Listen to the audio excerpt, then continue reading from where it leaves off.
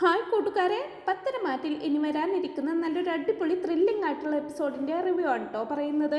അങ്ങനെ ആ പാല് കുടിച്ച ദേവയാനിയെ അതീവ ഗുരുതരാവസ്ഥയിൽ ഹോസ്പിറ്റലിൽ എത്തിച്ചിരിക്കുകയാണല്ലോ.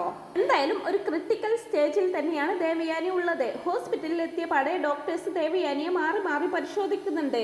പുറത്തു നിൽക്കുന്ന ആദർശും ജയനും നയനയുമെല്ലാം അമ്മക്ക് ചെറിയ ക്ഷീണവും തളർച്ചയും ഒക്കെ ഉണ്ടായിരുന്നെങ്കിലും ഇത്രയധികം വയ്യായ്ക ആവാൻ എന്താ കാരണമെന്നറിയാതെ ഇങ്ങനെ നിൽക്കായിരിക്കും. അവരെങ്ങനെ ഓരോന്നൊക്കെ ആലോചിച്ച് ടെൻഷനോടെ ഇങ്ങനെ നിൽക്കുന്ന സമയത്തായിരിക്കും ദേവയാനിയെ പരിശോധിച്ച ഡോക്ടർ പുറത്തേക്ക് വരുന്നത്. ആദർശും ജയനും വേഗം തന്നെ ഡോക്ടറുടെ അരികിലേക്ക് ഓടിയെത്തിയിട്ട് എന്താ ഡോക്ടർ എന്നെ ദേവയാനിക്ക് പറ്റിയതെന്നൊക്കെ ചോദിക്കും. നിങ്ങളുടെയൊക്കെ ടെൻഷൻ എനിക്ക് മനസ്സിലാക്കാം, പക്ഷെ ഒരു ഡോക്ടർ എന്ന നിലയിൽ എനിക്കിത് പറയാതിരിക്കാൻ പറ്റില്ല. നിങ്ങളുടെ വൈഫിന്റെ ബോഡി ആദ്യം തന്നെ കുറച്ച് വീക്കാണ്. അതിന്റെ കൂടെ മാരകമായിട്ടുള്ള എന്തോ ഒരു പോയിസൺ രോഗിയുടെ അകത്ത് ചെന്നിട്ടുണ്ട്. മാരകമായിട്ടുള്ള ആ വിഷം എങ്ങനെയാണ് അകത്ത് ചെന്നത് എന്ന് രോഗിയുടെ കൂടെയുള്ള നിങ്ങൾക്കേ പറയാൻ പറ്റൂ. ഞങ്ങളെ കൊണ്ടാവുന്നതെല്ലാം ചെയ്തിട്ടുണ്ട്, പക്ഷെ 24 മണിക്കൂർ കഴിയാതെ ഒന്നും പറയാൻ പറ്റില്ല. ഇനിയെല്ലാം ദൈവത്തിന്റെ കയ്യിലാണ്, പ്രാർത്ഥിക്കാന്ന് പറഞ്ഞുകൊണ്ട് ഡോക്ടർ അവിടുന്ന് പോകുമ്പോ ആകെ ഞെട്ടിത്തരിച്ച് നിൽക്കുകയാണ് കേട്ടോ അവര് മൂവരോ.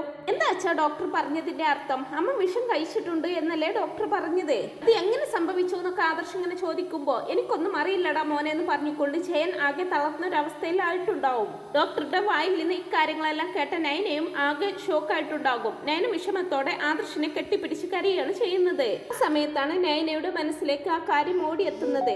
അതായത് താൻ നവ്യേജിക്കായിട്ട് എടുത്തു വെച്ചിരുന്ന പാല് ആരോ കുടിച്ചതും നവ്യേജിക്ക് വേണ്ടി താൻ വീണ്ടും പാല് തിളപ്പിച്ചതൊക്കെ ഓർത്തെടുക്കുകയാണ് കേട്ടോ നയന.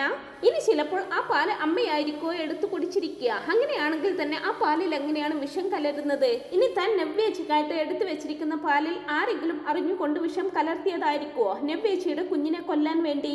അങ്ങനെയാണെങ്കിൽ തന്നെ അതാരായിരിക്കും ചെയ്തിരിക്കുക? അപ്പച്ചിയോ അബിയോ ആയിരിക്കുവോ?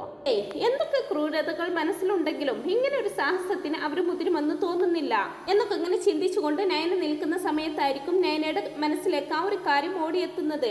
ഞാൻ മുമ്പുണ്ടാക്കിയിരുന്ന പായസത്തിൽ അനാമികയും അമ്മയും കൂടി എന്തോ ഒരു പൊടി കലർത്തിയതും അത് കൈയോടെ പിടികൂടുന്ന നവ്യേച്ച് അവർക്ക് തന്നെ ആ പണി തിരിച്ചു കൊടുത്തതെല്ലാം ഓർത്തെടുക്കുന്ന നയനയ്ക്ക് ഇതിന്റെ പിന്നിലും അവർ തന്നെയാണെന്ന് മനസ്സിലാവാണ്. നയന പെട്ടെന്ന് തന്നെ തനിക്ക് തോന്നിയ സംശയം ആദർശിനോട് പറയുകയും ചെയ്യുന്നുണ്ട്.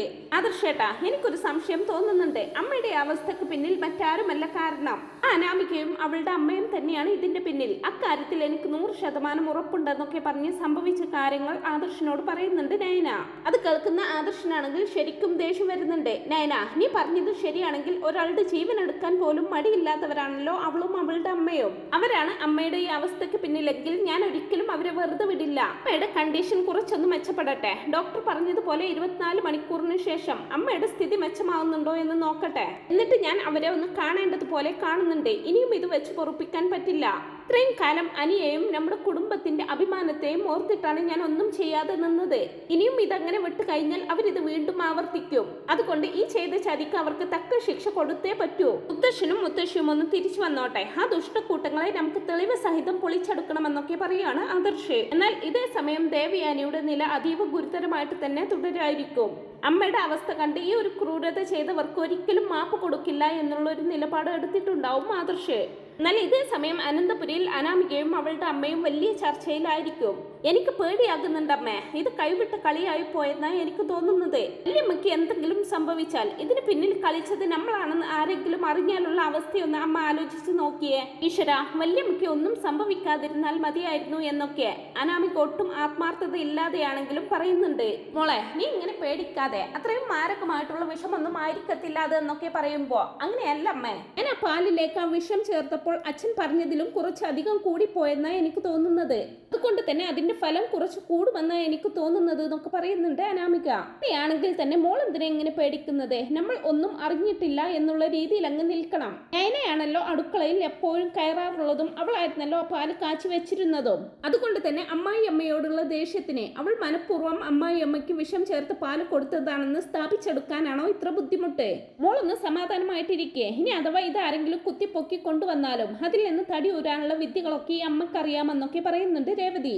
പിന്നെ പിന്നീട് ജലജയും അഭിയും തങ്ങൾ സ്വപ്നം കണ്ടതുപോലെയൊന്നും നടക്കാത്തത് കൊണ്ട് ആകെ നിരാശയോട് നടക്കുമായിരിക്കും. എന്നാലും അമ്മേ, ഞാൻ അതല്ല ആലോചിക്കുന്നത്. അവളുമാരുടെയൊക്കെ ഭാഗ്യം നോക്കണേ. എത്രയൊക്കെ അവളുമാർക്കിട്ട് പണി കൊടുക്കാൻ നോക്കിയിട്ടും അതൊന്നും അവളുമാർക്ക് അങ്ങോട്ട് ഏൽക്കുന്നില്ലല്ലോ. ഇന്നത്തോടെ അവളുടെ കുഞ്ഞ് നഷ്ടപ്പെട്ട് അവളുടെ അഹങ്കാരമെല്ലാം തീരുമെന്നാണ് ഞാൻ കരുതിയിരുന്നത്. ഇത്രയും നല്ലൊരു സന്തോഷം വരാനുണ്ടല്ലോ എന്ന് കരുതിയിട്ടാണ് ഞാൻ ഇല്ലാത്ത ക്യാഷ് ഉണ്ടാക്കി അവളെയും കൊണ്ട് പുറത്തൊക്കെ പോയത്. എല്ലാം വെറുതെ ആയല്ലോ അമ്മയെന്നൊക്കെ പറഞ്ഞ് ഇങ്ങനെ നിരാശപ്പെടുകയാണ് അഭി. ആ സമയം നവ്യ അതിലൂടെ വരുന്നത് കാണുമ്പോൾ അവർ വേഗം തന്നെ സംസാരം നിർത്തുന്നുണ്ട്. അപ്പോൾ തന്നെ നവ്യക്ക് ചില സംശയങ്ങളൊക്കെ തോന്നുന്നുണ്ട് കേട്ടോ. നവ്യ വന്നിട്ട് അഭിയെ വിളിക്കുന്നുണ്ട്. അഭി, അമ്മയെ സീരിയസ് ആയി ഹോസ്പിറ്റലിലേക്ക് കൊണ്ടുപോയിട്ടും നീ ഇങ്ങനെ ഇവിടെ വെറുതെ ഇരിക്കുകയാണോ? വന്നേ, നമുക്കൊന്ന് ഹോസ്പിറ്റലിൽ പോയി വിവരങ്ങളെല്ലാം അറിഞ്ഞിട്ട് വരാമെന്ന് പറഞ്ഞുകൊണ്ട് അഭിയെയും കൊണ്ട് ഹോസ്പിറ്റലിലേക്ക് പോവുകയാണ് നവ്യ. ഹോസ്പിറ്റലിലെത്തിയ അഭിയും നവ്യയും ആദർശിനോടും ജയനോടും കാര്യങ്ങളൊക്കെ അന്വേഷിക്കുന്നുണ്ട്. എന്നാൽ ദേവയാനിയുടെ അവസ്ഥ മാറ്റമില്ലാതെ തുടരായിരിക്കും. മാരകമായിട്ടുള്ള വിഷം അകത്ത് ചെന്നത് കൊണ്ട് തന്നെ അത് ഞരമ്പുകളെ ബാധിക്കാൻ സാധ്യതയുണ്ടെന്നും രോഗി പൂർണ്ണമായിട്ടും കിടപ്പിലാവാൻ സാധ്യതയുണ്ട് എന്നൊക്കെ ഡോക്ടർ പറഞ്ഞതിന്റെ ടെൻഷനിലായിരിക്കും അവരൊക്കെ.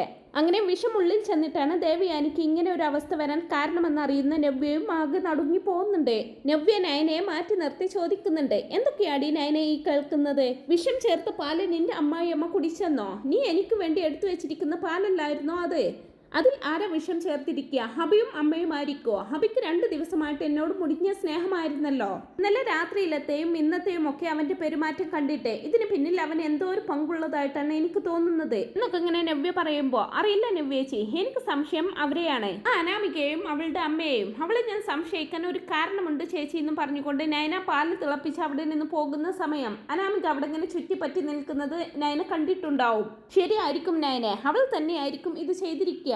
എൻ്റെ കുഞ്ഞിൻ്റെ ഭാഗ്യത്തിനായിരിക്കും ആ പാല് വല്യമ്മയ്ക്ക് എടുത്ത് കുടിക്കാൻ തോന്നിയത്. ഇല്ലെങ്കിൽ ഈ അവസ്ഥയിൽ ഇപ്പോൾ ഞാനായിരിക്കില്ലേ കിടക്കുക. എന്നാലും ഇങ്ങനെ ഒരു ക്രൂരത ചെയ്യാൻ മാത്രം മനസ്സുള്ളവരാണോ അവര്? അനാമികയും അവളുടെ അമ്മയും അവിടെ ഉള്ളിടത്തോളം കാലം എന്ത് വിശ്വസിച്ചാണ് നമ്മൾ നമ്മുടെ വീട്ടിൽ കഴിയുന്നത്? ഇതിങ്ങനെ വിട്ടാൽ പറ്റില്ല നയനെ. എത്രയും പെട്ടെന്ന് അവരുടെ കള്ളത്തരം പുറത്തു കൊണ്ടുവരണം. ആ 2 പൂതനകളെയും അവിടെ നിന്ന് അടിച്ചിറക്കി അവിടെ ശുദ്ധി കലശം നടത്തിയിട്ട് ഇനി എനിക്ക് വിശ്രമമുള്ളൂ എന്നൊക്കെ പറയുകയാണ് കേട്ടോ നവ്യ. അതെ നവ്യേച്ചി, അത് തന്നെയാണ് വേണ്ടത്. ഞാൻ ആദർശേട്ടനോടും ഇക്കാര്യം പറഞ്ഞു. അമ്മയുടെ സ്ഥിതി കുറച്ചൊന്ന് മെച്ചപ്പെടട്ടെ എന്നാണ് ആദർശേട്ടൻ പറഞ്ഞത്. എന്തായാലും ഇത്രയും ആയില്ലേ, അതുവരെ നമുക്ക് കാത്തിരിക്കാമെന്നൊക്കെ പറയുകയാണ് നയനയും. അതിനുശേഷം എന്തൊക്കെയോ തീരുമാനിച്ചുറപ്പിച്ച് നവ്യ അഭയം കൂട്ടി തിരികെ അനന്തപുരിയിൽ തന്നെ എത്തുകയാണ്. നവ്യ വരുന്നതും കണ്ടുകൊണ്ട് അനാമികയും രേവതിയും ജലജയും അവിടെ ഹോളിൽ തന്നെ ഇരിക്കുന്നുണ്ടാവും. നവ്യ വന്ന പാടെ അവരോടായിട്ട് ചോദിക്കുകയാണ്, എന്താ ഇങ്ങനെ തുറച്ചു നോക്കുന്നത്? നിങ്ങളുടെ ആഗ്രഹം പോലെ ഒന്നും നടന്നില്ല അല്ലേ? നിങ്ങളല്ലേ നയന എനിക്ക് വേണ്ടി കാച്ചി വെച്ച പാലിൽ വിഷം ചേർത്തത്?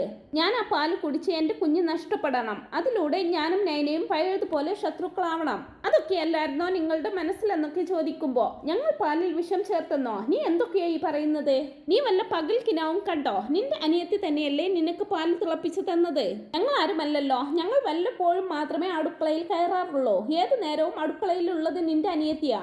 എന്നിട്ട് ഞങ്ങളാണത്രേ ആ പാലിൽ വിഷം ചേർത്തത്. വിളിച്ചു പറയുന്നവൾക്ക് ഒരു ബോധം വേണ്ടേന്നൊക്കെ പറയാണ് രേവതി. നയന അങ്ങനെ ഒരു കാര്യം ചെയ്യില്ലെന്ന് എനിക്ക് നന്നായിട്ട് അറിയാം. പിന്നെ ഇവിടെ ചെയ്യാൻ സാധ്യതയുള്ളത് നിങ്ങൾ 3 പേരുമാണ്. പിന്നെ എന്റെ ഭർത്താവെന്ന് സ്വയം ചമഞ്ഞുകൊണ്ട് നടക്കുന്ന ഈ അഭിയെയും എനിക്ക് നല്ല സംശയമുണ്ട്. 2 ദിവസമായിട്ട് അവൻ എന്നോട് ഭയങ്കര സ്നേഹമായിരുന്നല്ലോ. ഇപ്പൊ അവന്റെ ആഗ്രഹം സാധിക്കാതെ വന്നപ്പോൾ ആ സ്നേഹമൊക്കെ കുറഞ്ഞതുപോലെ എനിക്ക് തോന്നുന്നുണ്ട്. അപ്പോൾ തന്നെ കാര്യങ്ങളെല്ലാം മനസ്സിലാക്കാമല്ലോ. നിങ്ങൾ 4 പേരും കൂടി ചേർന്ന് ഒപ്പിച്ച പണി തന്നെയാണ് ഇത്. നിങ്ങൾ എനിക്കിട്ട് വെച്ച പണി വല്യമ്മക്കാണ് കിട്ടിയത് എന്ന് മാത്രം. എന്തായാലും ആദർശേട്ടൻ എല്ലാ കാര്യങ്ങളും അറിഞ്ഞിട്ടുണ്ട്. നിങ്ങളൊക്കെ ഒന്ന് കരുതിയിരുന്നോ? സ്വന്തം അമ്മയുടെ ജീവൻ തൊട്ട് കളിച്ച നിങ്ങളോടൊന്നും ആദർശേട്ടൻ ഒരിക്കലും ക്ഷമിക്കാൻ പോകുന്നില്ല. എല്ലാവരും ഒന്ന് കരുതിയിരിക്കുന്നത് നല്ലതാണ്. ഈ ചെയ്ത തെറ്റിന് നിങ്ങൾക്കൊരിക്കലും ആദർശേട്ടൻ മാപ്പ് തരുമെന്ന് എനിക്ക് തോന്നുന്നില്ല. തരാനുള്ളത് വഴിയിൽ തങ്ങില്ല എന്നല്ലേ പറയാറുള്ളത്. അതുകൊണ്ട് കിട്ടേണ്ടത് കിട്ടുമ്പോൾ നിങ്ങളൊക്കെ പഠിച്ചോളുമെന്ന് പറഞ്ഞുകൊണ്ട് നവ്യ എല്ലാവരെയും ഒന്ന് തറപ്പിച്ച് നോക്കിക്കൊണ്ട് മുകളിലേക്ക് കയറി പോവാണ് കേട്ടോ. ആ സമയം ജലജ അനാമികയും രേവതിയെയും പുച്ഛത്തോടെ നോക്കിക്കൊണ്ട്, എല്ലാം ചെയ്തു വെച്ചിട്ട് ഇവളുമാരുടെ ഒരു അഭിനയം കണ്ടില്ലേ, ഒന്നും അറിയാത്തതുപോലെ.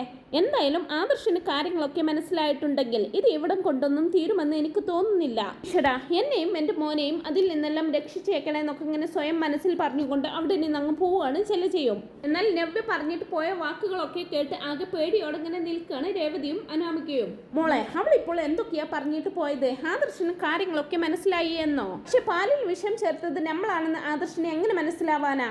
ഇനിയിപ്പോ ആദർശ് അത് ഇവിടെ പറഞ്ഞാലും ആരെങ്കിലും വിശ്വസിക്കാൻ പോകുന്നുണ്ടോ? അതിനെല്ലാം തെളിവ് വേണ്ടേ? മോൾ അതൊന്നും ആലോചിച്ച് ടെൻഷൻ അടിക്കണ്ട. അവൾ ചുമ്മാ നമ്മളെ പേടിപ്പിക്കാനായിട്ട് പറഞ്ഞതായിരിക്കുമെന്നൊക്കെ പറഞ്ഞ് രേവതിയും അനാമികയും സ്വയം സമാധാനിക്കുന്നുണ്ട്.